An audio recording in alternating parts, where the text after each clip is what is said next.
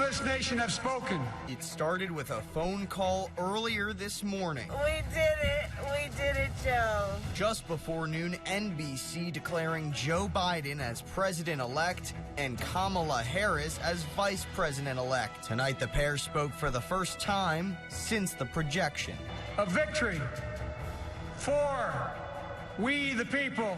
One professor calling for the country to spotlight the significance of the day. Even though our country is very deeply divided right now, we can't overlook the significance of this. And local leaders marvel at the milestone. Women around the world, every little girl around the world should be smiling right now. This is KOMU 8 News at 10.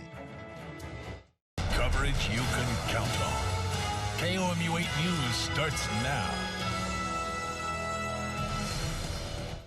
Tonight, Joe Biden addressed the nation for the first time as president-elect. Good evening, everyone. I'm Noah Klein. Thanks for joining us. After Pennsylvania's 20 electoral votes went to Joe Biden before noon today, media outlets began calling the race.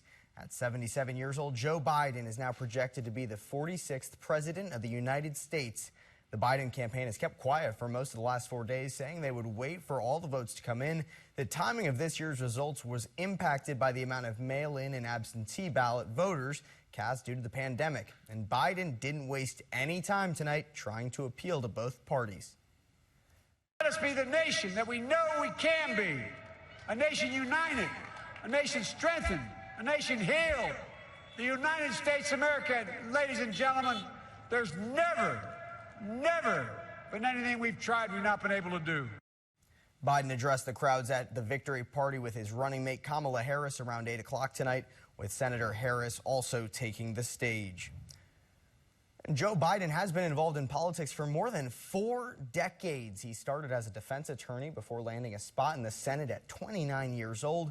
Biden was a senator until 2009. He served as vice president from 2008 to 2016.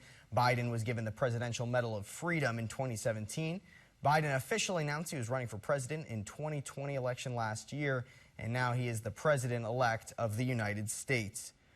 Today, people around mid-Missouri say they are inspired as Senator Kamala Harris is on the way to the White House as the first black and South Asian American woman to become vice president.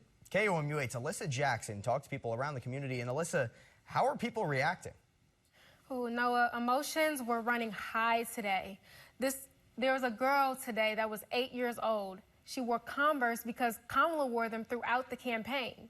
And all day I've heard from black fathers, mothers, and activists about how Harris's victory is a sense of relief, hope, and a moment that many black people will never forget. Madam Vice President-elect Kamala Harris. Every woman around the world, every little girl around the world should be smiling right now. I never thought I'd be alive to see the day that a black man was president. Those feelings are even stronger as he thinks about his daughter. Kamala Harris being elected vice president gives girls like my daughter not just a goal to reach for, but gives them a mirror-like image of what they can accomplish. I think that she's really going to help America for the next 4 years. Harris's win is a historic moment, but activists say her actions will speak louder. I'm from the show me state, so you still got to show me. We still got to keep beating at the pavement. I mean, it's yes, Kamala is now there, and we see the light. But I think that it's still a whole lot of work to be done. People around the community shared with me that Kamala Harris's win, just like President Obama's in 2008, proved that it's possible for black girls and boys to be represented in powerful positions. The community is hopeful that change will happen. In the studio, Alyssa Jackson, KOMU 8 News. Alyssa, thank you very much. Kamala Harris will be breaking a number of historical barriers when she assumes the office of vice president. Harris will be the first woman, the first black woman, and the first South Asian woman to hold the office. And the Howard University graduate will become the first person educated at a historically black college or university to rise to the vice presidency. University of Kansas journalism professor Terry Finneman. Finneman has been studying women in politics for years and spoke to KOMU about what Harris's victory means. She says the victory means even more since this year is the 100th anniversary of women gaining the right to vote through the 19th Amendment. However, black women didn't get the right to vote until 1965. Finneman is a nonpartisan historian, meaning she has studied both Republican and Democratic women. It says this victory holds meaning for both sides of the aisle. This extra crack in the glass ceiling not only is a victory for Kamala Harris and for Democrats in particular, but this is a victory for all women and frankly all men as well, because this now gives more opportunity for Republican women down the road as well. Finneman also says Dr. Jill Biden will be one to watch as First Lady. As Second Lady, Jill kept working, which she says is rare. Groups gathered today in support and in protest of Joe Biden being projected as the 46th president. KOMU 8's Matt McCabe introduces us to demonstrators from both sides of the argument. After 4 days, the nation now has an expectation of who will be the next president and vice president of the United States. The news encouraged some and upset others. In Jefferson City, a Stop the Steal rally in support of President Trump took place today. I'm not willing to just accept it and lay down, and I feel like we're being treated like goldfish, and I don't have a 3-second memory.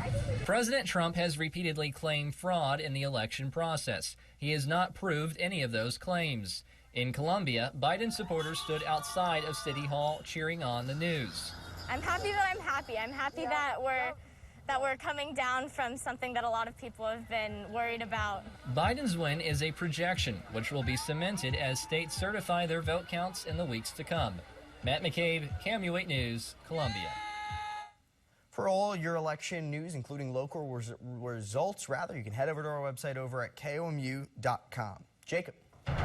Well, Noah, it's been very, very warm recently, and we're going to continue to be in this warm pattern for another couple of days. Overnight tonight, we're only falling down to around 57 degrees. So believe it or not, the average low this time of year, it's about 38. So we're beating that by about 20 degrees. Mostly clear skies tonight. South winds 5 to 10 miles an hour. Excellent overnight weather. For tomorrow, another warm day. We get the sunshine going, we get the winds going, and this is what we end up with. Afternoon highs in the low to mid 70s for most of us with a lot of sunshine. We're also going to see some cloud cover too. We'll go over that coming up shortly. But first, look at the tropical track here. We have Tropical Storm Eta right now making its way through the Gulf. Could impact southern Florida sometime this week before it curls back into the Gulf of Mexico. Where it goes from there is really anybody's guess. I don't think it's going to impact the weather here, though, at least not in central Missouri. But this cold front that we're keeping an eye on here by Monday afternoon, this will impact us. Starting on Tuesday, we'll have a full detailed track straight ahead.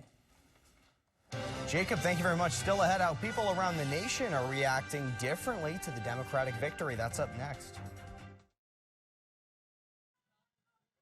America, people are reacting differently to Joe Biden being named president-elect. In New York City, San Francisco, Pittsburgh, and Chicago, you're looking at a couple of scenes from today. You can see them holding up flags, signs, blocking city streets, chanting, carrying signs, and even dancing in some places.